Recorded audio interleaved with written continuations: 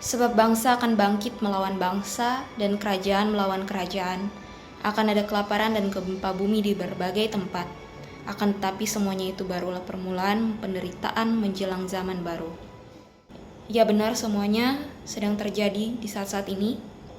Bahkan dari tahun-tahun yang lalu kita sudah sering mendengar adanya gempa bumi, banjir, bencana alam yang lainnya.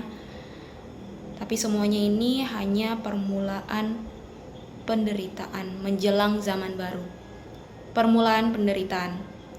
Saya mau mengingatkan saudara, masih ada penderitaan yang lebih jauh yang akan terjadi. Tapi saya tidak mau memberitahu tahun berapa karena itu semua rahasia Tuhan. Semua Tuhan yang pegang masa depan. Yang bisa kita lakukan sekarang ialah tetap setia dalam Tuhan, jangan murtad. Karena apa yang dikatakan dalam Alkitab, saya lanjutkan baca Matius pasal 24 ayat 9 dan seterusnya. Pada waktu itu kamu akan diserahkan supaya disiksa dan kamu akan dibunuh dan akan dibenci semua bangsa oleh karena namaku. Dan banyak orang akan murtad dan mereka akan saling menyerahkan dan saling membenci. Banyak nabi palsu akan muncul dan menyesatkan banyak orang. Dan karena makin bertambahnya kedurhakaan, maka kasih kebanyakan orang akan menjadi dingin. Tetapi orang yang bertahan sampai pada kesudahannya akan selamat. Dan Injil kerajaan ini akan diberitakan di seluruh dunia menjadi kesaksian bagi semua bangsa. Sesudah itu barulah tiba kesudahannya. Kalau saudara percaya sama Tuhan, pegang teguh iman saudara. Jangan setengah-setengah. Akan banyak tawaran-tawaran, bahkan sudah ada dan sudah terjadi tawaran-tawaran untuk murtad, tawaran-tawaran untuk tidak percaya Tuhan, untuk berpindah iman dan keyakinan hanya karena uang, harta, posisi, jabatan di kantor dan sebagainya, hanya karena pasangan, pacar, hanya karena cinta dengan manusia lainnya. Teman-teman harus sadar, apakah teman-teman betul-betul memprioritaskan Tuhan dalam hidup teman-teman? Ingat, kita di sini, kita hidup, tujuannya apa? Sebagai anak Tuhan, sebagai garam dan terang dunia. Jadi jangan mempermalukan nama Tuhan. Jangan buat Tuhan kecewa dengan teman-teman. Saya mau tegaskan lagi ayat 13, tetapi orang yang bertahan sampai pada kesudahannya akan selamat. Kita sedang berjuang dalam suatu pertandingan hidup, dan suatu saat nanti kita semua akan mengakhiri pertandingan hidup kita. Jadi tetap bertahan, tetap berlari sampai ke garis finish dan dapatkan mahkota teman-teman, mahkota kehidupan. Dapatkan apa yang sudah Tuhan janjikan buat teman-teman. Saya jujur sebetulnya saya mau katakan begini, kita sebagai anak-anak Tuhan, sebagai bangsa Indonesia, harusnya kita menunjukkan apa yang benar, apa yang baik. Kenapa kita ikut-ikutan berbuat yang jahat? Kenapa kita ikut-ikutan melakukan hal yang kurang baik, baik dalam perkataan atau perbuatan kita, juga pikiran kita? Untuk anak-anak muda, generasi milenial zaman sekarang, saya mau pesankan buat kalian, Tuhan mau pakai kalian untuk menjadi garam dan terang, untuk menjadi terang bagi teman-teman kalian di sekitar kalian, keluarga kalian, orang-orang di terdekat kalian, siapapun itu. Kalau kalian betul-betul hamba Tuhan, anak-anak Tuhan yang taat, yang betul-betul mengasihi Tuhan dan paham apa yang Tuhan firmankan, ialah jadi pengikut Kristus.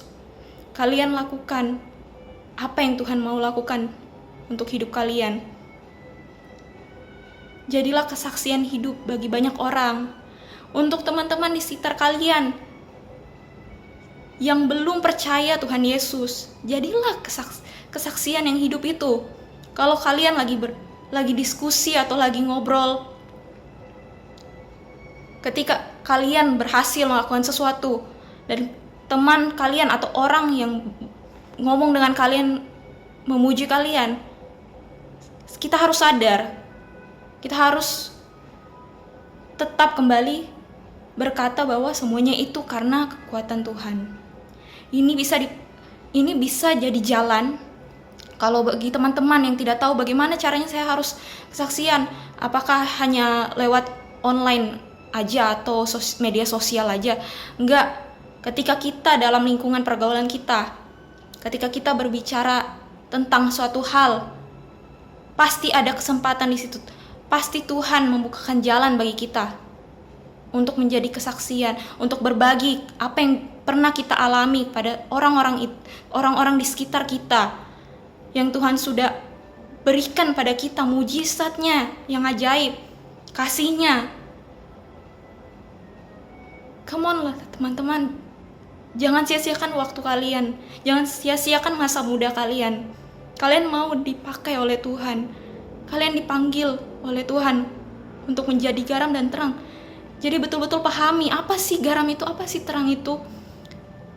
Jadi jangan menutup diri hanya ke teman-teman gereja aja atau teman-teman di lingkungan yang satu keyakinan dengan kita. Justru Tuhan memanggil kita untuk membantu mereka yang tersesat, untuk membantu mereka yang tidak tahu harus kemana dalam hidup mereka. Ketika mereka bingung, kenapa saya kok begini sih, masih begitu. Tapi sebetulnya jalan kebenaran dan hidup ada dalam Tuhan Yesus. Kenapa kita tidak bisa berkata tentang apa yang sudah kita alami? Puji Tuhan, saya pernah begini, tapi Tuhan menyelamatkan saya. Tuhan memberikan mujizatnya yang ajaib. Tidak ada salahnya kita berbagi kisah kita, kisah hidup kita, agar nama Tuhan dipermuliakan. Jadi yang saya dapatkan selama ini dari lingkungan saya, dari pengalaman hidup saya, ini berdasarkan hidup pengalaman saya ya, sebagai orang Kristen, kita cenderung menutup diri untuk berbagi kesaksian pada orang-orang yang bukan Kristen, pada orang-orang yang tidak seiman dengan kita. Ketika ada sesuatu yang bisa kita bagikan, ketika Roh Kudus menaruh suatu hal dalam pikiran dan hati kita, yang mana kita tahu, ini saatnya kita bisa berbagi kepada teman yang sedang berbicara dengan kita, atau kepada seorang yang bicara dengan kita, siapapun itu. Beranilah, tunjukkan bahwa terang itu mau bersinar di hadapan mereka. Jangan disimpan. Kenapa kalian menyimpan terang kalian? Apakah kalian serius menjadi anak Tuhan? Ini saatnya. This is it. This is the time. You have to preach the gospel. You have to share God's word. You have to share your testimony. Inilah saatnya kalian berbagi kesaksian tentang Tuhan Yesus. Karena ini sudah sangat mendekati akhir zaman. Jangan takut untuk menyampaikan kesaksian kalian. Jangan takut. Saya juga terus belajar kok. Ketika ada kesempatan, saya akan berbicara tentang gimana pengalaman saya, kesaksian saya. Puji Tuhan, begini-gini Tuhan memampukan saya. Tapi itu semua tidak terbatas hanya di media sosial. Gunakan kehidupan kalian yang bukan di online ini, tapi yang offline, yang nyata ini.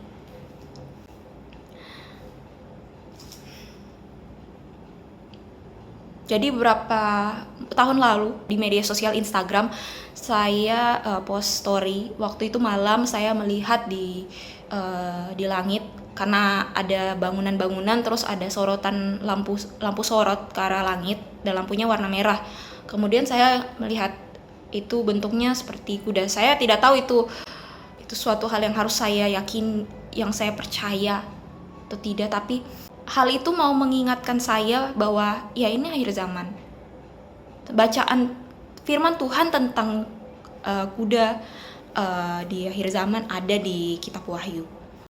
Dan ketika anak domba itu membuka materai yang ketiga, aku mendengar makhluk yang ketiga berkata, "Mari," dan aku melihat sesungguhnya ada seekor kuda hitam dan orang yang menungganginya memegang sebuah timbangan di tangannya. Dan aku mendengar seperti ada suara di tengah-tengah keempat makhluk itu berkata, "Secupak gandum sedinar dan 3 cupak jelai sedinar. Tapi janganlah rusakkan minyak dan anggur itu." Well, memang benar dari tahun lalu kita mengalami krisis. Ini berbicara, kalau yang saya tangkap, ini berbicara tentang krisis yang sedang kita alami. Dan tahun 2021, ya memang krisis masih terus terjadi. Dan tidak terbatas sampai situ saja. Saya tidak tahu apa lagi yang akan terjadi. Tapi berdasarkan Alkitab, firman Tuhan, yang kali ini saya akan bagikan juga, Matius pasal 24, ayat 15 dan seterusnya. Jadi apabila kamu melihat pembinasa keji berdiri di tempat kudus, menurut firman yang disampaikan oleh Nabi Daniel, para pembaca hendaklah memperhatikannya, maka orang-orang yang di Yudea haruslah melarikan diri ke pegunungan. Orang yang sedang di peranginan di atas rumah, janganlah ia turun untuk mengambil barang-barang dari rumahnya. Dan orang yang sedang di ladang, janganlah ia kembali untuk mengambil pakaiannya.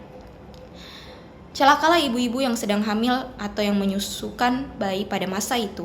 Berdoalah supaya waktu kamu melarikan diri itu jangan jatuh pada musim dingin dan jangan pada hari Sabat. Sebab pada masa itu akan terjadi siksaan yang dahsyat seperti yang belum pernah terjadi sejak awal dunia sampai sekarang dan yang tidak akan terjadi lagi.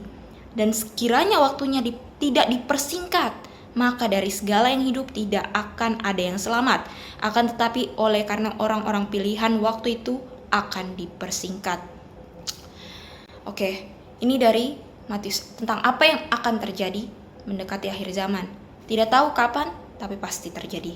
Saya tidak mau menakut-nakuti saudara, tapi inilah kenyataannya berdasarkan firman Tuhan, apa yang terjadi, yang sudah terjadi, dan yang akan terjadi. Jadi apa yang bisa kita lakukan sekarang?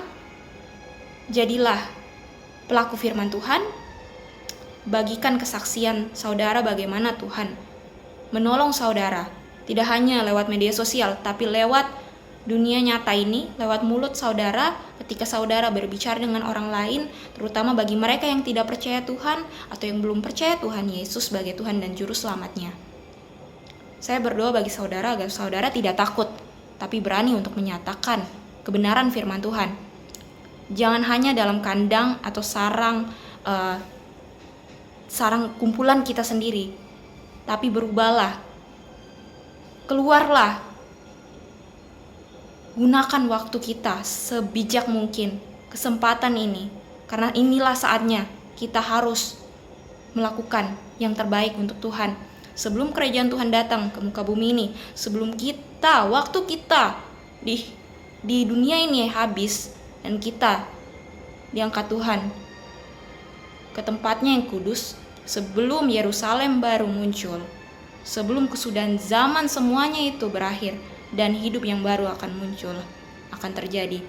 Ketahuilah semuanya ini hanya peringatan, hanya awal dari penderitaan yang harus kita alami dan akan kita alami selanjutnya, entah itu kita ataupun generasi kita selanjutnya. So, hidup ini adalah kesempatan. God bless you. Have a nice day. This is Grace as Christian. Till next time, bye. Through it all, my eyes are on you, and it is well with me.